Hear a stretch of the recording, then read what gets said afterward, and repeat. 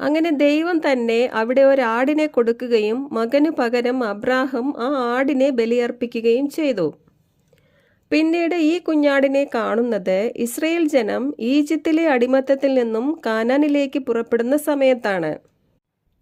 അവിടെ ഈജിപ്തിൽ എന്തെല്ലാം ചെയ്തിട്ടും ഫറവോ ദൈവജനത്തെ വിട്ടയക്കാതെ വന്നപ്പോൾ ദൈവം ഈജിപ്തിലെ ആദ്യജാതന്മാരെ എല്ലാം സംഹരിക്കാൻ തീരുമാനിച്ചു.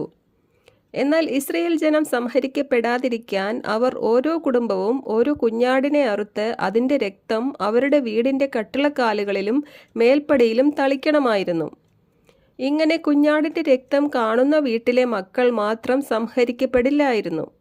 ഈ ദിവസത്തിൻ്റെ ഓർമ്മയ്ക്കായി അവർ എല്ലാ വർഷവും തലമുറ തോറും ഇത് പെസഹ തിരുനാളായി ആചരിക്കുകയും വേണമായിരുന്നു.